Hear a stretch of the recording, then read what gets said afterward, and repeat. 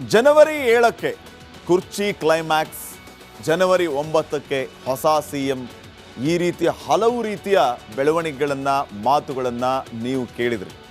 ಆದರೆ ನಿಜಕ್ಕೂ ಜನವರಿ 7ನೇ ತಾರೀಕು ಈ ಕುರ್ಚಿ ಕದನಕ್ಕೆ ಇತಿಶ್ರೀ ಹಾಡುವಂತಹ ಕೆಲಸ ಆಗುತ್ತಾ? ಇದು ಈಗ ಸದ್ಯಕ್ಕಿನ ಕುತೂಹಲದ ಪ್ರಶ್ನೆ. 2026ರ ಹೊಸ ವರ್ಷಾರಂಭಕ್ಕೆ ಮಧ್ಯಸ್ಥಿಕೆ ಫಿಕ್ಸ್ ಆಗ್ತಾ ಇದೆ. ಸಂಪುಟ ಸರ್ಜರಿ ಆಗುತ್ತಾ ಅಥವಾ ಸಿಎಂఏ ಬದಲಾವಣೆ ಆಗ್ತಾರಾ? ಈ ಹಿಂದೆ ಸಂಪುಟ ಸರ್ಜರಿ ವಿಚಾರ ಬಂದಾಗ DK ಶಿವಕುಮಾರ್ ಒಂದು ಹಠ ಹಿಡಿದು ಕೂತ್ರಂತೆ. ಆದರೆ ಸಿಎಂ ಸಹಿತ ಎಲ್ಲವೂ ಬದಲಾವಣೆ ಆಗಲಿ, ಇಲ್ಲ ಅಂದರೆ ಸಂಪುಟವನ್ನು ಟಚ್ಚೇ ಮಾಡಬೇಡಿ ಅಂತ DK ಶಿವಕುಮಾರ್ ಅವರು ಹೇಳಿದ್ರಂತೆ. ಆದರೆ ಸಿದ್ದರಾಮಯ್ಯ ಅವರು ಸಂಪುಟ ಪುನರಚನೆ ಮಾಡಿಕೊಂಡು ಹೊಸ ಸಚಿವರನ್ನ ಬೆಳಗಾವಿ ಕರ್ಕೊಂಡು ಹೋಗಬೇಕು ಅನ್ನುವಂಥ ನಾನಾ ರೀತಿಯ ಪ್ರಯತ್ನಗಳನ್ನು ಮಾಡಿದ್ದರಂತೆ. ಆದರೆ ಅದು ಯಾವುದೋ ಕಾರಣಕ್ಕೆ ಸಫಲ ಆಗಲಿಲ್ಲ, ಅದು ಪೋಸ್ಟ್ಪೋನ್ ಆಗ್ತಾ ಬಂತು. ಕಾರಣ ಈ ಸಂಪುಟದ ಮಧ್ಯೆ ಕುರ್ಚಿ ಫೈಟ್ ಜೋರಾಗಾಯ್ತಲ್ಲ, ಹಿಂಗಾಗಿ ಯಾವುದು ಬೇಡ ಸುಮ್ಮನೆ ಹೋಗ್ರಿ ಅಂತ ಹೇಳ್ಬಿಟ್ರಂತೆ ಹೈಕಮಾಂಡ್. ಸೊ ಈಗ ಮತ್ತೆ ಕುತೂಹಲಕಾರಿ ಘಟ್ಟಕ್ಕೆ ತಲುಪಿದೆ ಇದೇ ಕುರ್ಚಿ ಕದನ. ಜನವರಿ 7ನೇ ತಾರೀಕು ವಿದೇಶದಿಂದ ರಾಹುಲ್ ಗಾಂಧಿ ಅವರು ವಾಪಸ್ ಬರ್ತಾರೆ. ಬಂದ ದಿನವೇ ಕುರ್ಚಿ ಕದನ, ಆ ಕದನದ ಕ್ಲೈಮ್ಯಾಕ್ಸ್ ಎಲ್ಲವೂ ಕೂಡ ಅವತ್ತೇ ಆಗಬಹುದಾ? ಅಥವಾ ಜನವರಿ 7ನೇ ತಾರೀಕಿನ ಬಳಿಕ ಮಧ್ಯಸ್ಥಿಕೆಗೆ ಮುಹೂರ್ತ ಫಿಕ್ಸ್ ಆಗುತ್ತಾ? ಸಿದ್ದರಾಮಯ್ಯ ಅವರು, DK ಶಿವಕುಮಾರ್ ಅವರು, ರಾಹುಲ್ ಗಾಂಧಿ ಅವರು 3 ಜನ ಕೂತ್ಕೊಂಡು ಮಾತಾಡೋದು, ಅಥವಾ ಸಿದ್ದರಾಮಯ್ಯ ಅವರು, DK ಶಿವಕುಮಾರ್ ಅವರು, ರಾಹುಲ್ ಗಾಂಧಿ, ಸೋನಿಯಾ ಗಾಂಧಿ, ಪ್ರಿಯಾಂಕಾ ವಾದ್ರಾ, ಮಲ್ಲಿಕಾರ್ಜುನ್ ಖರ್ಗೆ, KC ವೇಣುಗೋಪಾಲ್ ಇವರೆಲ್ಲ ಕೂತ್ಕೊಂಡು ಮಾತಾಡೋದಾಗುತ್ತಾ? ಇದು ಈಗ ಕಾದು ನೋಡಬೇಕಾದಂತಹ ಒಂದು ವಿಚಾರ. ಸಿಎಂ DCM ಅವರನ್ನ ದೆಹಲಿಗೆ ಕರೆಸೋದಕ್ಕೆ ತೀರ್ಮಾನವನ್ನ ಮಾಡಿ ಆಗಿದೆ. ನಾಯಕತ್ವದ ಸಂಬಂಧ ಸಿದ್ದರಾಮಯ್ಯ DK ಶಿವಕುಮಾರ್ ಮಧ್ಯೆ ಒಪ್ಪಂದದ ವಿಚಾರವಾಗಿ ಮತ್ತೆ ಚರ್ಚೆಯನ್ನ ಮಾಡೋದು, ಹೈಕಮಾಂಡ್ ಮುಂದಿನ ನಿರ್ಧಾರವನ್ನ ಅವತ್ತೇ ಪ್ರಕಟ ಮಾಡೋದು. ಹಿಂಗೆ ತರಹೇವಾರಿ ಲೆಕ್ಕಾಚಾರದಲ್ಲಿ DK ಶಿವಕುಮಾರ್ ಅವರು ಆಪ್ತರಿದ್ದಾರೆ. ಆದರೆ ಅದು ಇವ್ರು ಅನ್ಕೊಂಡಂತೆ ಆಗ್ಬಿಡುತ್ತಾ? ಅಂದರೆ ಇವ್ರು ಯಾವ ಲೆಕ್ಕಾಚಾರದಲ್ಲಿದ್ದಾರೆ? ಒಪ್ಪಂದ ಆಗಿದೆ, ಒಪ್ಪಂದದ ಪ್ರಕಾರವಾಗಿ ಹೈಕಮಾಂಡ್ DK ಶಿವಕುಮಾರ್ ಅವರಿಗೆ ಅಧಿಕಾರವನ್ನು ಕೊಡಿಸುತ್ತೆ. ಆದರೆ ಸಿದ್ದರಾಮಯ್ಯ ಅವರು ಈಗಲೇ ಏನು ಮಾತಾಡಿದ್ದಾರೆ ಎಲ್ಲ ನೋಡಿದ್ದೀರಿ ನೀವು. ಸಂಪುಟ ಪುನರಚನೆ ಬೇಡವೇ ಬೇಡ ಅಂತ DK ಶಿವಕುಮಾರ್ ಹೇಳ್ತಿದ್ದಾರೆ. ನೋಡಿ, ಆಗಲೇ ಹೇಳ್ತಿದ್ನಲ್ಲ. ಆದರೆ ಇನ್ಕ್ಲೂಡಿಂಗ್ CM ಚೇರ್ ಎಲ್ಲವೂ ಬದಲಾವಣೆ ಆಗಲಿ, ಸಂಪುಟ ಬೇಡವೇ ಬೇಡ ಅಂತ DK ಶಿವಕುಮಾರ್ ಹೇಳ್ತಾ ಇರೋದು. ಸಂಪುಟ ಪುನರಚನೆ ಆಗಲೇಬೇಕು ಅಂತ ಈ ಕಡೆ ಸಿದ್ದರಾಮಯ್ಯ ಅವರು ಹೇಳ್ತಿದ್ದಾರೆ. ಸೊ ಸಚಿವರ ಮೌಲ್ಯಮಾಪನ ಪಟ್ಟಿಯನ್ನ ಈಗಾಗಲೇ ಸಿದ್ದರಾಮಯ್ಯ ಅವರು ಕೊಟ್ಟಾಗಿದೆ. ಕ್ರಿಟೀರಿಯಾಸ್, ಮಾನದಂಡಗಳು. ಇವನು ಚೆನ್ನಾಗಿ ಕೆಲಸ ಮಾಡಿದಾನೋ ಇಲ್ವೋ? ಚೆನ್ನಾಗಿ ಕೆಲಸ ಮಾಡಿದ್ದಾರೆ ಅಂತಂದರೆ ನಿಮ್ಮ ಕುರ್ಚಿ ಗಟ್ಟಿ. ಚೆನ್ನಾಗಿ ಮಾಡಿಲ್ಲ, ನಿಮ್ಮ ಸಿಟ್ಟಿಂಗ್ MLAಗಳೇ, ನಿಮ್ಮ ಪಕ್ಷದವರೇ ನಿಮ್ಮ ವಿರುದ್ಧ ಹಲವು ಕಂಪ್ಲೇಂಟ್ಗಳನ್ನು ಕೊಟ್ಟಿದ್ದಾರೆ ಅಂತಂದರೆ ನೀವು ಸೈಡಿಗೆ ಬನ್ನಿ ಅಂತ ಕರೆಯೋದು. ಹೆಂಗಾದರೂ ಮಾಡಿ ಸಂಪುಟ ಪುನರಚನೆ ಮಾಡಿಸೋದಕ್ಕೆ ಸಿದ್ದರಾಮಯ್ಯ ಅವರು ತಂತ್ರ ಮಾಡ್ತಿದ್ದಾರೆ. ಮೌಲ್ಯಮಾಪನ ವರದಿಯನ್ನು ಕೂಡ ಕೊಟ್ಟಿದ್ದಾರೆ, ಈ ಸಚಿವರು ಈ ರೀತಿ ಇದ್ದಾರೆ ಮಾನದಂಡ ಅಂತ. ಈ ಕಡೆ ಹೆಂಗಾದ್ರೂ ಮಾಡಿ CM ಪಟ್ಟ ಕಸ್ಕೋಬೇಕು ಅಂತ DK ಶಿವಕುಮಾರ್ ರಣತಂತ್ರವನ್ನು ಹೂಣಿದ್ದಾರೆ. ಹಗ್ಗ ಜಗ್ಗಾಟ, ಇಬ್ಬರ ಮಧ್ಯೆ ಪೈಪೋಟಿ. ಅವ್ರ ಮಾತಿನಲ್ಲೇ ಅರ್ಥ ಆಗುತ್ತೆ ಅದು. ಸಿದ್ದರಾಮಯ್ಯ ಅವ್ರ ಮಾತನ್ನು ನೀವು ಸೂಕ್ಷ್ಮವಾಗಿ ಗಮನಿಸಿ, ಎಲ್ಲವೂ ಸರಿ ಇಲ್ಲ ಅನ್ನೋದು ಅರ್ಥ ಆಗ್ಬಿಡುತ್ತೆ. DK ಶಿವಕುಮಾರ್ ಅವರ ರಿಯಾಕ್ಷನ್ ನೋಡಿ, ಅಲ್ಲಿಯೂ ಕೂಡ ಅದೇ, ಹೆಂಗೆಲ್ಲ ಒಂದು ರೀತಿ ಮಾರ್ಮಿಕವಾಗಿ ಮಾತಾಡೋದು, ವೈರಾಗ್ಯದ ಮಾತುಗಳನ್ನು ಆಡೋದು. ಅದು ಡೈರೆಕ್ಟ್ ಹಿಟ್. ಅದು ಒಂದಲ್ಲ ಒಂದು ರೀತಿಯಲ್ಲಿ ತಲುಪೋರ್ಗೆ ಹೋಗಿ ತಲುಪಲಿ ಅನ್ನೋ ರೀತಿಯಲ್ಲೇ ಮಾತಾಡ್ತಾರೆ ಇವರು. DK ಶಿವಕುಮಾರ್ ಮತ್ತೆ ಮಾತಾಡಿದ್ದಾರೆ ಮಾರ್ಮಿಕವಾಗಿ. ಅದನ್ನು ಯಾರಿಗೆ ಆ ಸಂದೇಶ ಹೋಗಿ ತಲುಪಬೇಕೋ ಅವ್ರಿಗೆ ಅದು ತಲುಪುತ್ತೆ. ಇನ್ನು ನೆಕ್ಸ್ಟ್,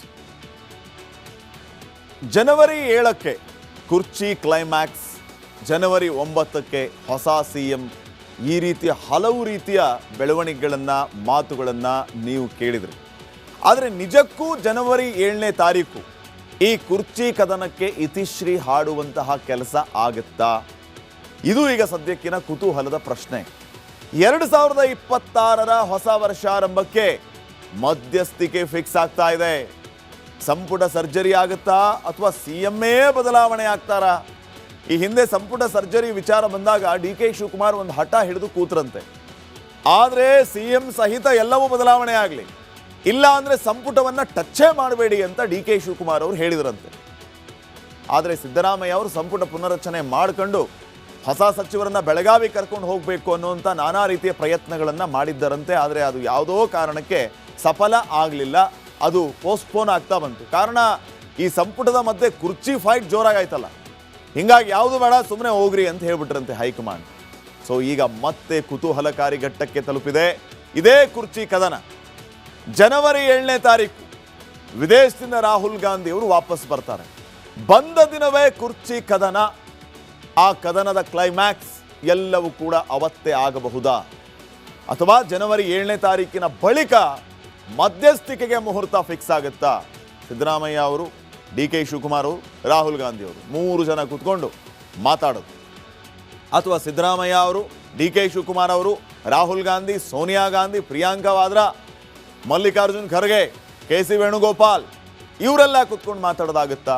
ಇದು ಈಗ ಕಾದು ನೋಡಬೇಕಾದಂತಹ ಒಂದು ವಿಚಾರ. ಸಿಎಂ DCM ಅವರನ್ನ ದೆಹಲಿಗೆ ಕರೆಸೋದಕ್ಕೆ ತೀರ್ಮಾನವನ್ನ ಮಾಡಿ ಆಗಿದೆ. ನಾಯಕತ್ವದ ಸಂಬಂಧ ಸಿದ್ದರಾಮಯ್ಯ ಡಿ ಕೆ ಶಿವಕುಮಾರ್ ಮಧ್ಯೆ ಒಪ್ಪಂದದ ವಿಚಾರವಾಗಿ ಮತ್ತೆ ಚರ್ಚೆಯನ್ನ ಮಾಡೋದು, ಹೈಕಮಾಂಡ್ ಮುಂದಿನ ನಿರ್ಧಾರವನ್ನ ಅವತ್ತೇ ಪ್ರಕಟ ಮಾಡೋದು. ಹಿಂಗೆ ತರಹೇವಾರಿ ಲೆಕ್ಕಾಚಾರದಲ್ಲಿ ಡಿ ಕೆ ಶಿವಕುಮಾರ್ ಅವರು ಆಪ್ತರಿದ್ದಾರೆ. ಆದರೆ ಅದು ಇವ್ರು ಅನ್ಕೊಂಡಂತೆ ಆಗ್ಬಿಡುತ್ತಾ? ಅಂದರೆ ಇವ್ರು ಯಾವ ಲೆಕ್ಕಾಚಾರದಲ್ಲಿದ್ದಾರೆ? ಒಪ್ಪಂದ ಆಗಿದೆ, ಒಪ್ಪಂದದ ಪ್ರಕಾರವಾಗಿ ಹೈಕಮಾಂಡ್ ಡಿ ಕೆ ಶಿವಕುಮಾರ್ ಅವರಿಗೆ ಅಧಿಕಾರವನ್ನು ಕೊಡಿಸುತ್ತೆ. ಆದರೆ ಸಿದ್ದರಾಮಯ್ಯ ಅವರು ಈಗಲೇ ಏನು ಮಾತಾಡಿದ್ದಾರೆ ಎಲ್ಲ ನೋಡಿದ್ದೀರಿ ನೀವು. ಸಂಪುಟ ಪುನರಚನೆ ಬೇಡವೇ ಬೇಡ ಅಂತ ಡಿ ಕೆ ಶಿವಕುಮಾರ್ ಹೇಳ್ತಿದ್ದಾರೆ. ನೋಡಿ, ಆಗಲೇ ಹೇಳ್ತಿದ್ನಲ್ಲ. ಆದರೆ ಇನ್ಕ್ಲೂಡಿಂಗ್ CM ಚೇರ್ ಎಲ್ಲವೂ ಬದಲಾವಣೆ ಆಗಲಿ, ಸಂಪುಟ ಬೇಡವೇ ಬೇಡ ಅಂತ ಡಿ ಕೆ ಶಿವಕುಮಾರ್ ಹೇಳ್ತಾ ಇರೋದು. ಸಂಪುಟ ಪುನರಚನೆ ಆಗಲೇಬೇಕು ಅಂತ ಈ ಕಡೆ ಸಿದ್ದರಾಮಯ್ಯ ಅವರು ಹೇಳ್ತಿದ್ದಾರೆ. ಸೊ ಸಚಿವರ ಮೌಲ್ಯಮಾಪನ ಪಟ್ಟಿಯನ್ನ ಈಗಾಗಲೇ ಸಿದ್ದರಾಮಯ್ಯ ಅವರು ಕೊಟ್ಟಾಗಿದೆ. ಕ್ರಿಟೀರಿಯಾಸ್, ಮಾನದಂಡಗಳು. ಇವನು ಚೆನ್ನಾಗಿ ಕೆಲಸ ಮಾಡಿದಾನೋ ಇಲ್ವೋ? ಚೆನ್ನಾಗಿ ಕೆಲಸ ಮಾಡಿದ್ದಾರೆ ಅಂತಂದ್ರೆ ನಿಮ್ಮ ಕುರ್ಚಿ ಗಟ್ಟಿ. ಚೆನ್ನಾಗಿ ಮಾಡಿಲ್ಲ, ನಿಮ್ಮ ಸಿಟ್ಟಿಂಗ್ MLAಗಳೇ, ನಿಮ್ಮ ಪಕ್ಷದವರೇ ನಿಮ್ಮ ವಿರುದ್ಧ ಹಲವು ಕಂಪ್ಲೇಂಟ್ಗಳನ್ನು ಕೊಟ್ಟಿದ್ದಾರೆ ಅಂತಂದರೆ ನೀವು ಸೈಡಿಗೆ ಬನ್ನಿ ಅಂತ ಕರೆಯೋದು.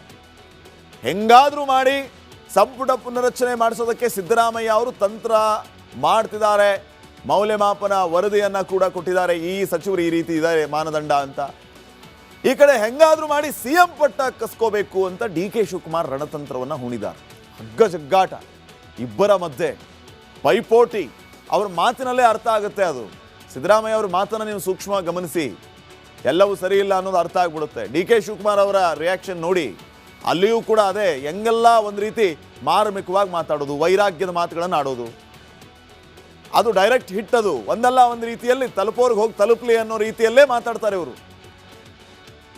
ಡಿ ಕೆ ಶಿವಕುಮಾರ್ ಮತ್ತೆ ಮಾತಾಡಿದ್ದಾರೆ ಮಾರ್ಮಿಕವಾಗಿ.